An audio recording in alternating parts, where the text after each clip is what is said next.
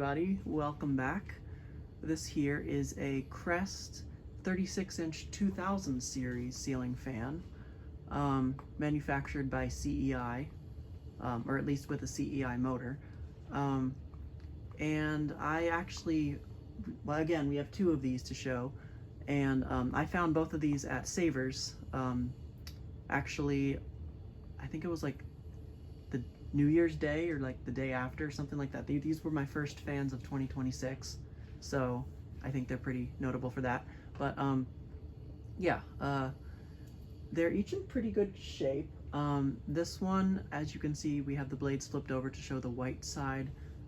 That's how they came. Yeah, that's how I got them. And this one came with a frosted globe, but unfortunately that one cracked. Milk glass. Milk glass, yeah. And unfortunately it cracked when we were trying to get it off, but it's still okay. I'll probably keep it anyways. Yeah. But I like it with this frosted floral or frosted flowery glow, the generic type, you know. Yeah, mine came with this one. I just put it on his because his clearly wasn't original, and this one is at least more likely to be original. Yeah, this one actually fits in the fitter better. Now, I actually do have one of these in 42-inch size. I'm pretty sure it's a Crest. It's not labeled as such, but it's also CEI made. And it's basically the same thing, but larger. And the only difference between that one and this model is that this one has stamped blade arms, as you can see, which is very nice because this one's blades were extremely bent when I got it, and I had to straighten them out, and that would not have worked on the cast, probably pot metal blade arms that the other one has. Yeah, it's a little bit, the proportions are smaller than the 42-inch model. I can tell the motor housing and everything. It's got the same stepped nose. And like I said, the blades have the white side showing, but they do have stencil on the other side. And then we also had to do a pull chain transplant because I foolishly broke the original pull chain from this one when it got wrapped around the blade arm and spun it, and it yanked it out. So this one has the pull chain from the other one in it, but everything else is original. Oh, and these didn't come with mounting brackets either, unfortunately. So we have them on the mounting bracket from the contrast that we just tested. Yeah, anything you want to say about these? I think you just about covered. Oh yeah, one of the screws in the motor housing is missing somehow. I'm pretty sure the previous owners were in fact tinkering with it because there's just some weird parts about both of these fans actually. So I don't know. Yeah, I didn't even notice that when I got it, or when I got them, and yeah. I guess we'll start it up on low now. Yeah. We've turned the light kit off. Yeah.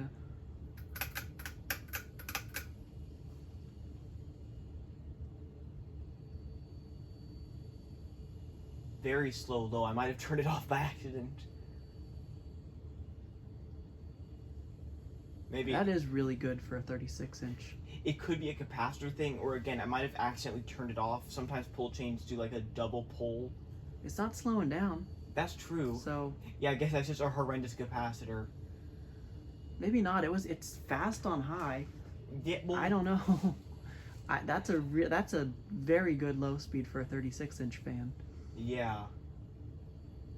I don't know.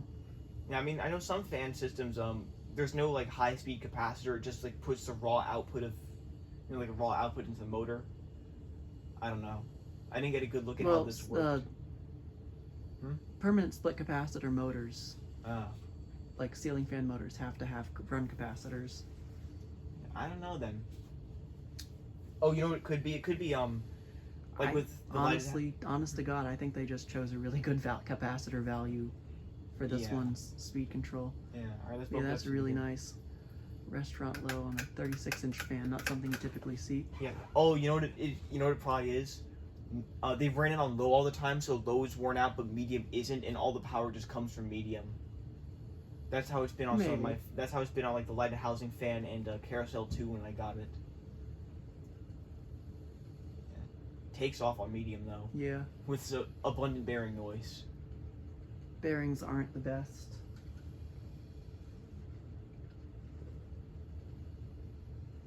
All right, we'll do high. Yeah, a lot of power in it though. I can feel some breeze back here. Yep. Here it goes. Yeah, this thing absolutely flies.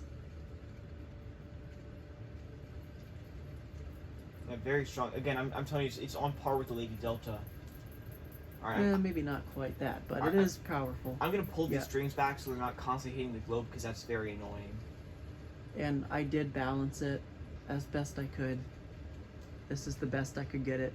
The blades are all in like perfect alignment, so there must be a weight difference. Yeah. All right, I'm gonna turn that off. It's do spin down. Yeah, it's scaring me a little bit.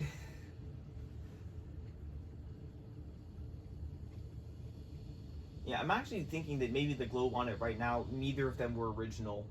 I feel like the fan's just really tall, if that makes any sense. One of the blades is slightly misaligned. I can see it's reflecting, the blade arm is reflecting differently with each revolution. Well, that's definitely going to be a fast spin down. Yeah. Yeah, I had mine on high a little bit, and I just, ran the bearings until they were a little quieter.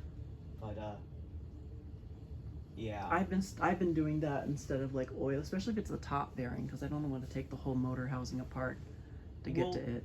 Well, I mean, the top vents on these things are gigantic, and you could definitely oil it. All right, let's flip it to reverse. All right, it's in reverse now. Let's flip it to low. In reverse. Like I said, I was right before recording. Some WD-40 was applied to the pull chain because it was incredibly stiff beforehand. Yes. This pull chain. The other pull chain that I broke was not bad before I broke it. That's probably why it was so loose. Oh my goodness. Yeah, that's a crazy slow low speed. I don't think mine runs like that. That is very slow. Yeah. We'll test the other one next, so we'll compare.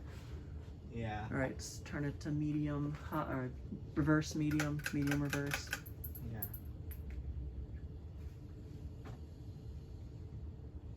Oh. Oh boy. Is that wobble going to be worse? This is gonna be fun on high. I got my hands under it. I'll catch the globe.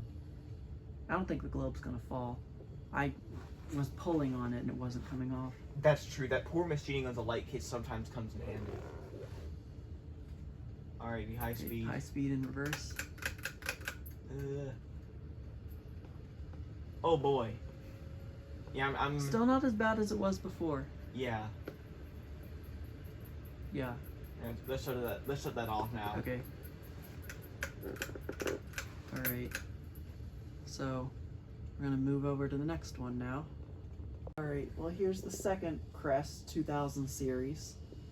This one we have the light kit taken off of, and we put the flip the blades over around stencil, which I personally like better. And then we also had to put the pull chain back in this one. Of course, this one had the pull chain that originally came from this one.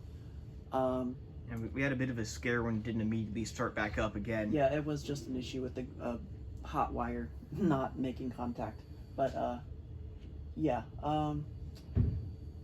So yeah, this one's identical to the other one. Also, these are both from, what is it, July of '89. Yes. Yeah, I forgot to mention in the first segment. Yeah. Let's go ahead and start it up on low. Yeah. The bearings are pretty good on this one because, like I said, I had it running for a little while. But I'm sure that there's still nothing ridiculous. And this one also has quite a slow low speed. Yeah. I'm thinking these might not have been in a purely residential environment, given some of the grease and the wear and the fact the low speeds are so slow.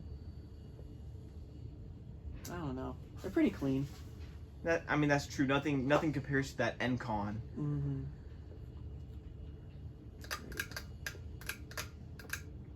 Medium. Yeah, I think this one might be in slightly better shape.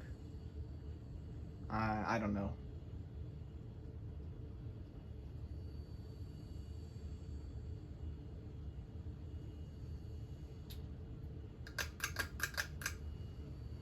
Hi. It's more visible on the camera than in person, but there's clearly one bad blade on it. Yeah. I did just hear some dry bearing noise. Oh, it started again. I thought I'd worked it out.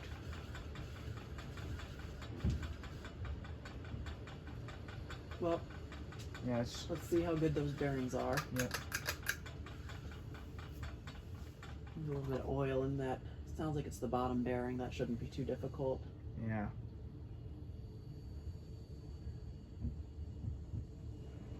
Yeah, I just leave it running for like a night or two. Yeah, I mean, I can't really do that. Everything here is on a light switch. So whenever I turn off the basement lights, everything in the workshop shuts down. Just it's all off. I can't do like an overnight thing. Well, that's annoying. I agree. Yeah, these fans really only have the opportunity to get broken in if I have them installed somewhere. Or before he passed away, if my neighbor's pet bunny was over, then I had to leave the lights on for more than just while I was down here, and they could also get broken in then. But unfortunately, the bunny passed away. Oh. So. Poor bunny. Yeah. Well, I think the bearings are a little better. This one seems like it's taking its time. Yeah. I haven't run the other one at all though, so that could be why. That's true. That one. I'm just noticing now both the other one's blades and this one's blades, they're both kind of scuffed. Yeah, there's a scratch on that one. Yeah, but I think that can be expected because... That could have been also from the store because they had them thrown on the floor, just like literally on the floor. Yeah, it is to my understanding that fans generally don't survive quite as well if you sell them or give them away with the blades still attached to the motor. Yeah. I mean, even people who don't collect them generally have the sense to take the blades off. Right. Reverse. Low reverse.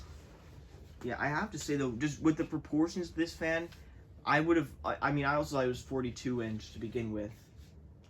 Yeah, that's what I thought when I first got them. Yeah, I think it's just the proportions playing tricks.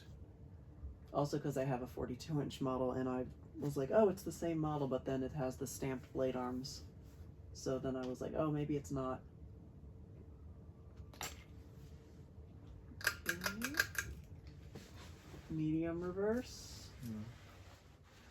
Also, this does have an integrated light pull chain. I just kind of tucked that back inside the switch housing. Yeah, it's literally the identical fan to the other one. Yeah. I feel like this would look pretty good with a polished brass 5-way light kit if I had one. Might be a bit overkill for the size, but you know. I mean, that's true, but I've seen 5-way light kits put on everything. True. So. Oh wow, that's. High-speed wobble will be worse. Yep. I'm going to turn that off. Yeah, it's just these fans are so lightweight that even if they wobble badly, they can't do much. True. Alright. Gotta get that out. There we go. Alright. Oh yeah, also the fan and light pull chains have labels on them. There's the stamped brackets. Kind of interesting shape. There's a plain side and the stencil. Honestly, not too much to show. Yeah, it's all dusty up there. Yeah, I mean, honestly, not a whole lot to show. It's a pretty basic design. But did you show the tag up top? Oh, right. Oh yeah, this time it's conveniently right here, or at least one of them. I'm sure the camera's picking it up very nicely, but I cannot see. It says 2000 series on there. Okay. Here, let me see if I can. Yeah, you're like a foot taller than me. Whoa, let me not block the light. I say as I block the light. Crest Industries Incorporated. Is that the model number? File number, that's a UL listing, file number. And then it says model 2000 series. AC ceiling fan, made in China. I think that oval sticker right next to it there. Wait, no, that wasn't a sticker. That was a screw. There's an oval sticker on it somewhere that says when it was made. Right here, July. Oh, July '89. And I can show you the other one briefly as well. All right, here's the other one. As you can see, it would focus. Crest Industries Inc. 2000 series. Made in China. And then there's the caution label. And the date on this one, July of '89. So that's literally the same fan. All right, anything else we have left to say about these? No, I think that's just about it. Okay, well that just about does it for these, the Crest 36-inch 2000 series ceiling fans. Thank you guys for watching as always, and we'll see you in the next video.